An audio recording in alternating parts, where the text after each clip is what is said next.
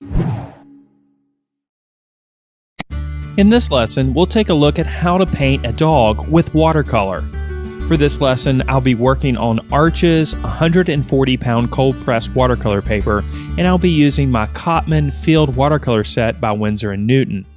We'll begin by either transferring or lightly sketching the contours of the subject using an HB graphite pencil. Then we can begin applying an application of water. I'll apply the water using a golden edge brush made by Grumbacher, and this is a number 14 brush, so it's a rather large round brush. And while the surface is still wet, we'll start applying color. An application of yellow ochre is applied throughout the face and the neck of the dog in generally the areas of darkest value.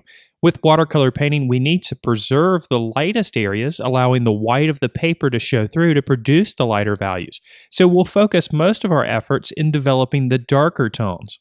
Now, with a bit of burnt umber and a touch of cobalt blue mixed in with our yellow ochre, we'll make an additional application, again in the areas of darkest value. You'll notice at this stage that the painting is still very, very loose. In fact, we're applying wet on wet applications, allowing the colors to bleed into each other. This, of course, will give the final painting that unique look that you can only get with watercolor painting. I think a lot of new artists to watercolor painting try to control the medium too much, and sometimes we just have to relinquish a bit of control, especially in the earlier stages, and allow the water to kind of pull the colors into other locations. The next color we'll introduce is a bit of burnt sienna, and this is a little bit more of a reddish brown. And again, we're concentrating on applying these applications in the locations of darker tone and value. We can, of course, pull them into areas where the value is somewhat more of a middle tone, and even in some of the areas of lighter value. And as each one of these applications is allowed to dry, you'll notice that it dries quite a bit lighter. This gives us the ability to gradually push the full range of value that's necessary to complete the painting.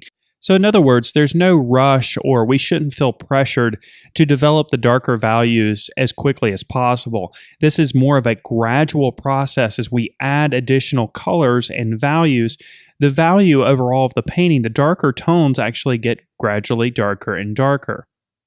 So now we'll go back with an additional application of our mixture of burnt umber and just a touch of cobalt blue. This will produce more of a natural black, almost a gray color, which will allow us to produce more natural looking darker tones in the painting. And of course, these darker tones are applied around the eyes and at the end of the nose and just underneath the nose as well, and in the areas of shadow underneath the neck and around the ears. Now we'll go back with a stronger application of our yellow ochre and add just a bit more color. And you'll notice that as this color is applied, some of the darker tones that we've established underneath show through, since of course each application that we make with a watercolor paint is semi-translucent.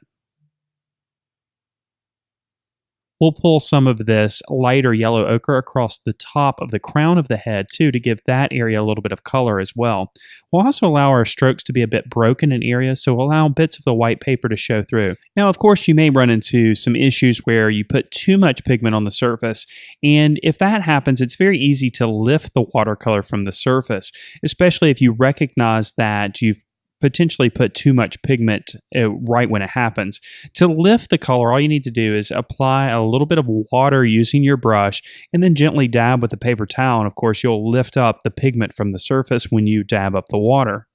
We'll add a light application of color to the tongue at this point using a mixture of cadmium red, pale hue, and a touch of alizarin crimson. And we'll also add that color just on the tip of the nose as well, just to add a little bit more unity and continuity to the piece. Now we've allowed our initial applications to dry completely, and we're going back with a heavier application in the darkest parts of the eye. Now this is a mixture of burnt umber and a touch of cobalt blue. Of course, this mixture is dominated by the burnt umber to give it more of a warmer feel. We've also switched over to a smaller brush. This is a number 4 golden edge brush by Grumbacher. And this brush, of course, gives us a little bit more control, and it will allow us to get a little bit more refined with our details. You'll also notice that this mixture, or the consistency of the paint, is a little bit heavier on the pigmentation side. So there's a little bit less water in the mix. We're still allowing the color to bleed a bit to make sure that we have that watercolor feel in the painting when we're complete. Now, even with these applications that have a heavier pigmentation associated with them, they still dry to a lighter value, so we'll need to revisit these sections with an additional application, making the value slightly darker. And with this smaller brush in hand, we'll revisit some of the darker values and shadows that happen around the ears. Of course, this smaller brush gives us a bit more control so that we can be a little bit more precise with the shapes that we make here. With a bit of water loaded on the brush, we can pull some of these applications over to the side of the face of the dog, easing the transition of value from dark to light. To ease this transition even further, we'll add a bit of burnt sienna and allow that to bleed into our darker shadow that we created just underneath the left ear. We'll continue applying a bit of the burnt sienna to other portions of the dog as well.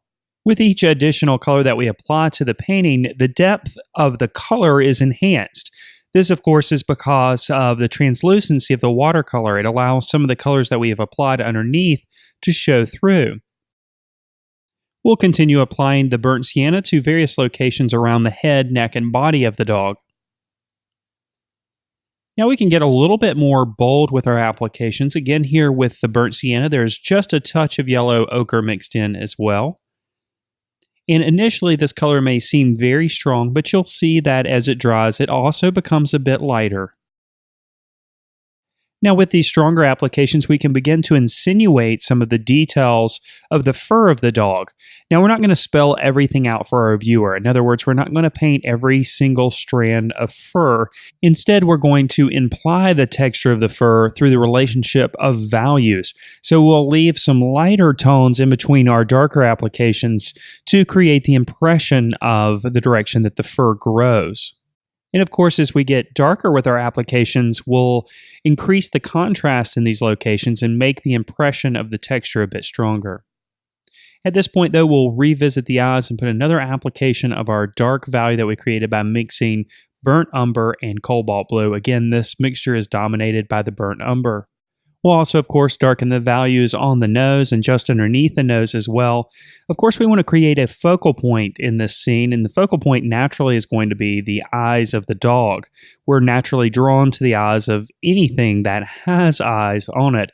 So this is natural, but we can increase the focal point by increasing the contrast in these areas. So we'll make the darks a little bit darker in these locations. And of course, this is the eyes, the nose, and the mouth. We want the focus to be on the face of the dog, but naturally we're going to gravitate to the eyes anyway. We'll also begin darkening up some of the tones even further on the ears and the fur around the face. And again, since we're still working with the smaller brush, we have the ability to imply some of the texture here. So we'll be pulling the brush strokes out in the direction that the fur grows. Of course, leaving areas for the lighter tones and values and applying the paint in the locations where the value is a bit darker. As you can see, this is a gradual process building up the tones and values and developing the colors in a watercolor painting like this. Of course, we could get a little bit bolder with our applications a little bit quicker, but I've found that this patient approach gives us a lot more control and really allows us to develop the details in a painting, even though it may start very loose. Now, up to this point, I haven't really discussed much about the brushes that I'm using for this painting. I'm using my favorite brushes for watercolor painting, which are the Golden Edge brushes, which are made by Grumbacher. These Golden Edge brushes are synthetic brushes, meaning that the fibers are made of nylon. The reason why I like these brushes is they have a good ample amount of spring associated with them, so they stay very stiff, giving me a lot of control to apply the watercolor paint. They're rigid enough to hold their shape, but they're soft enough that we can apply watercolor easily.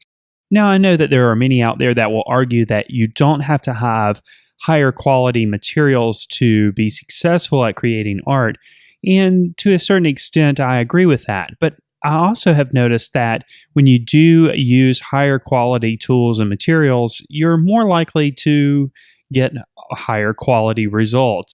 So I would suggest that if you are interested in doing watercolor painting, then invest in a few higher quality brushes like I'm using here. Also make sure that your surface is strong enough to support multiple applications of water. I'm using 140-pound watercolor paper for this demonstration. It's cold pressed watercolor paper, and this is absolutely the lowest level that I would go to create a watercolor painting. There's still some buckling that's happening with these multiple applications. I wouldn't suggest going to a watercolor paper that's weaker or thinner than 140 pounds. And if you're not sure what that number designation means, basically the 140 pounds means that a ream of this paper, that's 500 sheets of paper, weighs 140 pounds. This number, of course, refers to the thickness of a paper. So a paper that has a higher number, that means that paper is a lot thicker. And if the number is a little bit lower, that means that paper is a little bit thinner. And typically, higher numbered watercolor papers, or papers that are heavier, are going to perform better. There's going to be less buckling and wrinkling. And of course, when you have buckling and wrinkling that happens on the surface, you get colors that pull, and you have all kinds of things that happen with your painting that you don't necessarily want to happen. So use higher quality materials and use higher quality tools, and you will see the difference in your finished work. Okay, at this point, we've just continued to apply various applications of colors. These are mostly applications made with burnt sienna, perhaps a little bit of the yellow ochre mixed in, and a touch of burnt umber in areas to make the value a little bit darker. And you can see here that these colors over the top of the darker tones that we've established earlier are really making some areas a bit richer and a bit more realistic and representational. And of course, we'll consider the directional strokes that are made here as we continue to apply the color. And we're trying to make these brush strokes flow in the direction that the fur grows on the face and head and neck of the dog.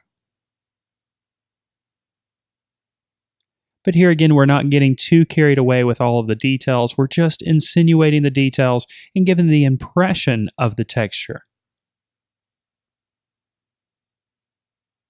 Of course, you're free to take this a bit further if you want, and if you do want to paint each one of those individual strands of fur, you're more than welcome to do that.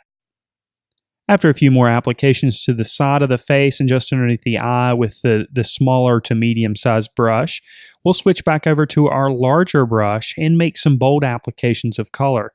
This is a mixture of burnt sienna and yellow ochre and a touch of burnt umber. And of course, in some areas, we're going to allow the burnt sienna to dominate, and in others, we'll allow the yellow ochre to dominate. And in the areas where we want to make the value a bit darker, we'll allow some more of the burnt umber in the mixture.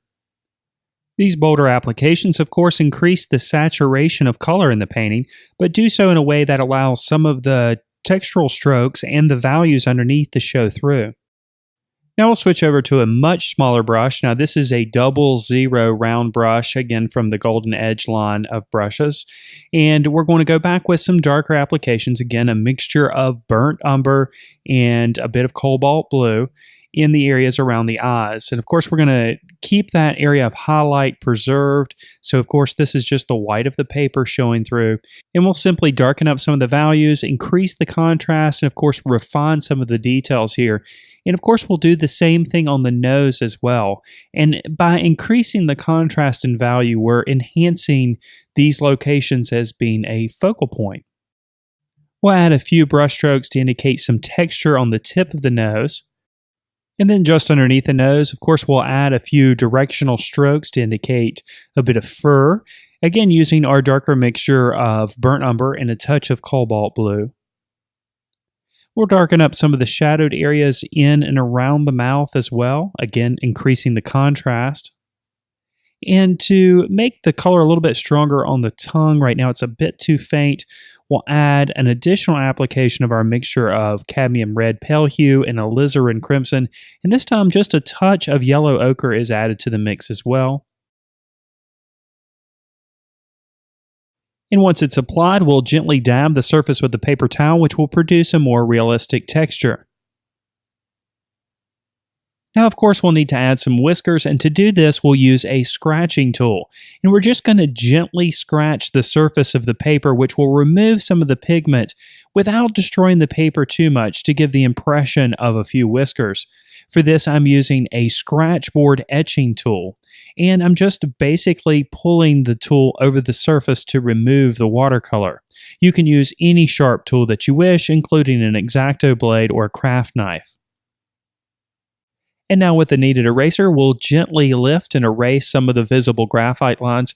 Of course, it's okay to leave some of these lines visible. And now our watercolor painting of a dog is complete.